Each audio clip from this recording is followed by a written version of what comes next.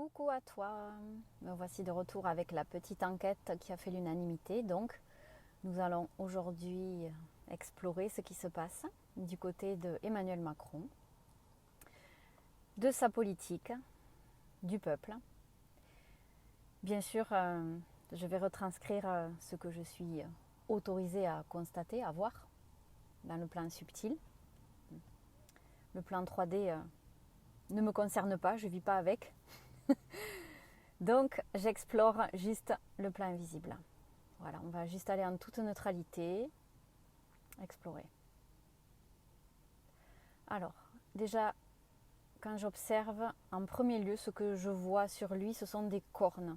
Et là, tout de suite, ça m'amène à la vision du Minotaure. Le Minotaure, le démiurge, toutes les énergies sombres humaines, à quoi il est relié. C'est une sorte de melting pot, c'est un mélange de toutes les énergies négatives, ce qu'on qualifie de négatif du point de vue de notre 3D. Tout ce qui peut être colère, manipulation, effacement, contrôle, folie, non-discernement, écrasement, non-empathie. Ça ne vient pas de lui, mais ça vient de ce par quoi il est contrôlé. Parce que cet homme-là, de ce que j'ai là, il est contrôlé, totalement contrôlé. Je vois un pantin attaché à des fils et au-dessus, c'est une grosse main poilue. C'est symbolique, ce que je vois là, bien sûr. Il ne faut pas le prendre au pied de la lettre. Symboliquement, sur le plan invisible, voilà ce que j'ai. Une main avec des gros doigts, des ongles tout noirs, poilus. C'est pas joli à voir, mais il est contrôlé par ça. La symbolique, donc, ce qu'on comprend, c'est qu'il est contrôlé par des forces obscures qui ne lui appartiennent pas. Pourquoi il est dans cette posture? Alors, parce que il ne s'est pas positionné. Voilà ce que j'ai. Il ne s'est pas positionné, et on en revient toujours à ce que je dis, c'est que quand on ne se positionne pas, c'est l'extérieur qui prend le contrôle.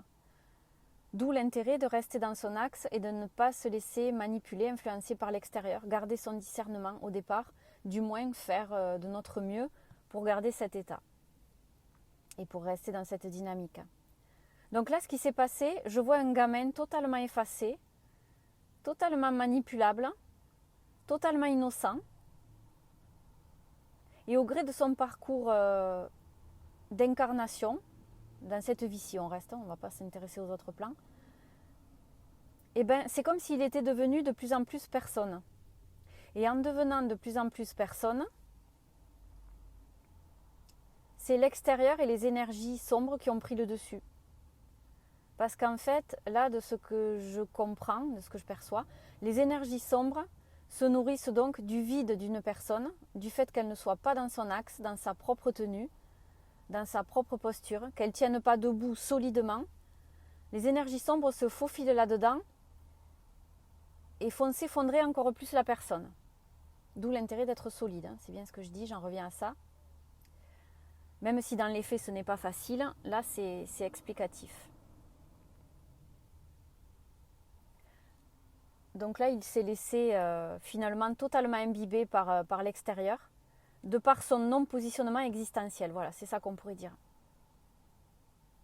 Donc petit à petit il a perdu son discernement, il a perdu sa clairvoyance, parce qu'en fait il était trop innocent, trop bisounours, je vois que c'est ça au départ. Et il est allé là où il n'aurait pas dû aller en fait, dans un couloir où quelqu'un prend la main à sa place sur sa vie. Donc il a perdu, comme je disais, son empathie, son discernement, sa bienveillance. Il est devenu en quelque sorte portail organique. Il est tombé dans la manipulation, dans l'image.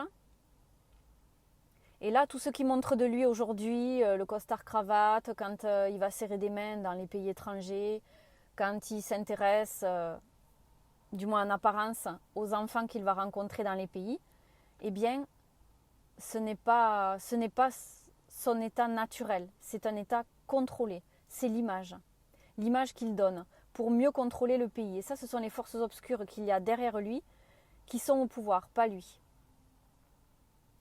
Là, l'image qui me vient, c'est quand, par exemple, il fait un discours devant le peuple, son regard vide, son regard fixe sur un point, sur l'écran de la télé, quand on le regarde, par exemple.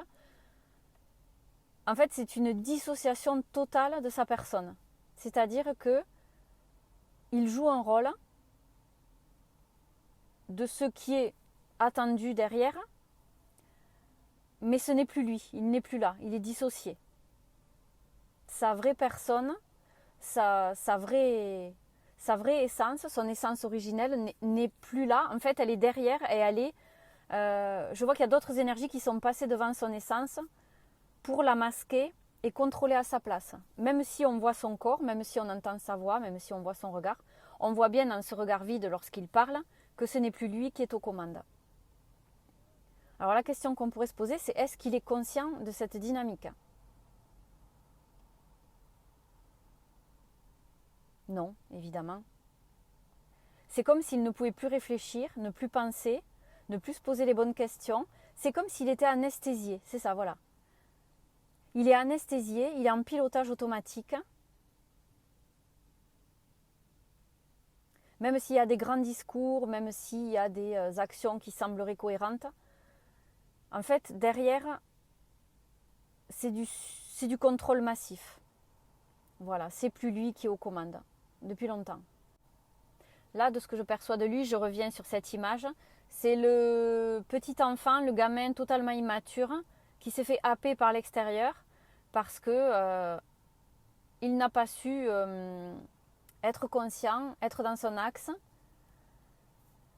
et surtout sortir de sa vision un peu bisounours du monde. On n'aurait pas pensé voir ça de lui, mais là c'est bien ce que j'ai. Je le vois regarder dans le ciel, les oiseaux, le soleil, et puis être complètement à côté de la réalité en fait. Et c'est ça qui l'a conduit à sa situation aujourd'hui, à sa posture. Alors la question qu'on peut se poser, c'est pourquoi autant de gens ont voté massivement pour lui ?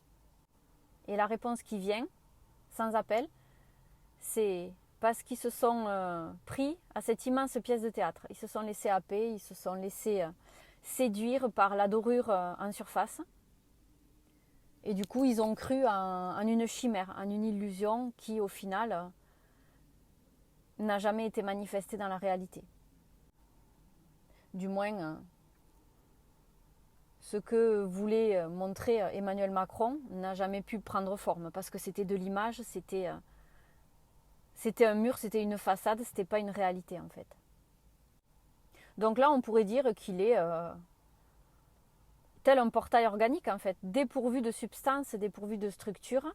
Elle est derrière, mais là, elle est masquée, il est en mode anesthésie de l'intérieur. Donc il n'a plus réellement de discernement. Et même s'il montre qu'il en a, même s'il montre qu'il a des émotions, quand on le regarde bien, derrière un écran, on voit bien que c'est dépourvu d'émotions. Ça ne veut pas dire qu'il ne peut pas en avoir, ça ne veut pas dire qu'il n'en a pas eu, hein, on l'a déjà exploré tout à l'heure, précédemment. Ça veut dire simplement que là, à cet instant précis, il ne peut plus y avoir accès. Il faudrait qu'il sorte de son propre marasme, qu'il devienne conscient, petit à petit, qu'il démêle les fils de la situation dans laquelle il est pour pouvoir s'en sortir par lui-même. Un immense travail. Alors, je te vois arriver, tu dois te dire, et Brigitte Macron dans tout ça. Brigitte Macron, il faudrait une enquête à elle toute seule. Donc, on ne va pas entrer dans ce sujet-là puisqu'on est sur lui. Tout ce que je peux dire de ce que je perçois sur Brigitte Macron, c'est que pour moi, c'est un être... J'arrive pas à définir le sexe. Je ne peux pas dire que c'est féminin, je ne peux pas dire que c'est masculin. Pour moi, c'est comme si c'était les deux à la fois. C'est complètement fou ce que je te dis là, mais ça va peut-être pas te sembler fou à toi qui est là-dedans. Mais sur le plan subtil, pas physiquement bien sûr, et on reste sur le plan subtil dans ce que je dis là tout le long de l'enquête, je ne vois pas de sexe défini. Je vois, ça a l'aspect d'un pantin ce que je perçois d'elle. Je ne vais pas aller trop en détail là-dessus, mais déjà je vais te donner les premiers éléments. Je vois une sorte de pantin qui est dans la pièce de théâtre avec lui. Hein. C'est pas entré en résonance pour rien. Hein. L'un l'autre ne sont pas là pour rien dans la vie de l'un et de l'autre. C'est un peu comme si c'était complémentaire. Un qui œuvre derrière des forces obscures et l'autre qui s'adapte, qui s'ajuste. Et même, je sens même qu'il y a comme quelque chose où elle chapeauterait d'un peu plus haut ce qui se passe de son côté à lui. Comme si elle était un rang au-dessus en termes de hiérarchie. Ça, faudrait l'explorer un petit peu plus en détail, mais déjà, voilà dans un premier temps ce que je peux dire. Donc lui, ce que je perçois, c'est qu'il est vide de substance, il est sous contrôle. Et elle, c'est comme si elle n'était pas vide présentement comme lui l'est, vide entre guillemets, mais c'est comme si justement elle dirigeait une strate au-dessus de lui, elle chapeautait, elle contrôlait ce qu'il fait. Alors je ne sens pas des intentions malveillantes à 100%, je ne sens pas non plus des intentions bienveillantes, mais je sens que elle a une place où elle se tient en tant que dirigeante de la posture qu'il a, mais sans vraiment être consciente de l'emprise négative. Comment dire, elle est dedans, c'est comme si c'était pas réfléchi, c'est moi qui contrôle cette strate-là, je suis dedans, j'avance. Il n'y a pas vraiment de réflexion. Disons que oui, elle n'est pas allée chercher en conscience pourquoi elle est là, qu'est-ce qui se joue, quel est le but de mon incarnation. Non, pas du tout. Là, c'est vraiment très mécanique, très contrôlé. C'est un peu comme s'il y avait une sorte de loyauté de son côté à elle, où elle s'est engagée dans un rôle de dirigeante, sans aller plus loin que ça dans la réflexion. Voilà, c'est ça que je dirais. Donc elle obéit à des forces au-dessus, mais c'est comme si elle l'avait choisi de son côté, mais qu'elle ne sait pas réellement l'impact et qu'elle ne voit pas le tableau en entier. Voilà. Elle n'a pas les tenants et les aboutissants de sa posture finalement. Pas vraiment de conscience non plus. Plus que lui, parce que c'est comme si elle avait choisi quelque chose qu'elle ne contrôle pas, qu'elle ne maîtrise pas, elle ne sait pas d'où ça vient, elle n'a pas mis de conscience dessus. Voilà. Donc elle a choisi sa posture, mais c'est très mécanique. C'est, comme je disais, je ressens de la loyauté à des énergies au-dessus. Voilà, je n'irai pas plus loin la concernant, c'est peut-être quelque chose à explorer plus tard. Et je vais peut-être clôturer là-dessus pour une première ébauche, ça sera pas mal déjà. Tu auras bon nombre d'éléments et tu me diras en commentaire d'ailleurs si ça te parle, tout ça, ça m'intéresse. On y viendra. Donc là, j'ai une image qui m'est venue spontanément aussi là. L'image de quand il serre la main de Donald Trump. Ils restent tous les deux les mains très serrées l'un l'autre et Donald Trump écrase littéralement les doigts et la main d'Emmanuel Macron. Je ne sais pas si cette vidéo tu l'as vue et si tu t'en souviens. Moi je suis tombée dessus sans même la chercher et ça m'a frappée parce qu'on voit vraiment que Emmanuel Macron il se tient mais il est complètement soumis à l'énergie de Donald Trump. Donald Trump, il a un rictus, le visage fermé, le visage serré, les traits tirés. On sent que le message derrière, sur le plan subtil, c'est je te dis texto ce qui me vient. Ferme ta gueule, petit con, c'est moi qui contrôle. Voilà ce qui m'est venu texto, hein, c'est pas de moi. Hein. Et tant que tu es là, ta main dans ma main, c'est moi qui t'écrase. Voilà ce qui me vient. Et Emmanuel Macron, il se tord sous la main de Donald Trump. Il s'évertue à ne pas le montrer. Cette vidéo, elle est frappante. Vraiment, ça m'a marqué. Et en fait, ça rejoint ce que je disais au départ. Il est littéralement soumis aux énergies extérieures par son non-positionnement. Et là, il s'est littéralement laissé écraser la main. Donc, en fait, c'est un jeu de pouvoir entre tous, là, ces présidents-là. C'est à celui qui sera le plus fort en termes d'énergie obscure. Celui qui prendra le contrôle plus que l'autre aura le dessus. Et c'est tout le temps ça. Un jeu de pouvoir, un jeu de pouvoir, un jeu de pouvoir. Pendant ce temps-là, le peuple se distrait et ne voit pas la vérité, ne voit pas les choses telles qu'elles sont. Et refuse de voir, refuse de reprendre son propre pouvoir. Parce que si ces personnes-là sont au pouvoir,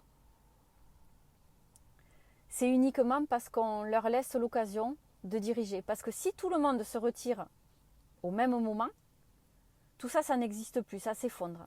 C'est comme ça que ça se passe dans la 3D. Dans la 3D, on ne vit dans notre corps et dans l'expérience terrestre que ce qui est alimenté.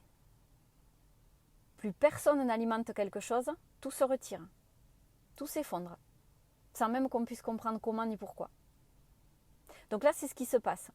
Tant qu'il y aura des gens qui donneront du pouvoir au niveau du peuple à ces personnes, tant qu'ils voteront, tant qu'ils déifieront, tant qu'ils croiront en ces gens-là, tant qu'ils diront « Ah, il a fait des choses bien, il va faire des choses bien », ben ça perdurera.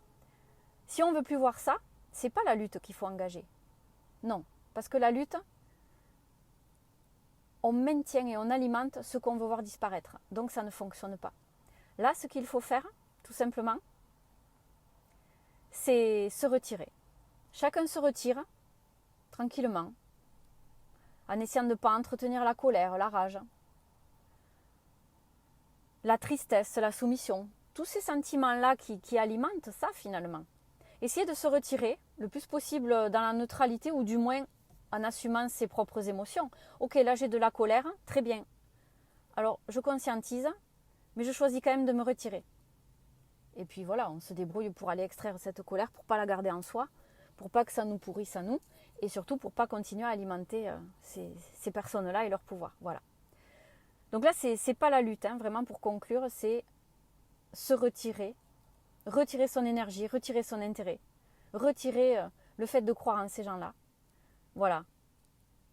C'est comme ça qu'on retire notre pouvoir, tout simplement. Et si tout le monde fait ça, eh bien alors, ça s'écroule et plus rien n'existe.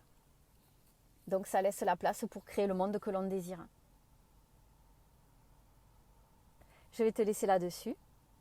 Et puis, comme je te le disais durant l'enquête, n'hésite pas à me laisser en commentaire ton avis là-dessus. On pourra revenir explorer ce sujet plus tard, pourquoi pas. Mais j'aime bien faire des sujets courts comme ça, sur des thèmes particuliers, et puis éventuellement y revenir en live ou plus tard. Voilà. Le but, c'est de ne pas perdre les auditeurs en route. Et là, je trouve qu'en termes de timing, on est plutôt bon. J'espère que l'enquête t'a plu. Et je te dis à très bientôt pour d'autres lives, d'autres enquêtes, d'autres capsules, d'autres textes partagés. Toujours en conscience, évidemment. Je t'embrasse et je te dis à très vite.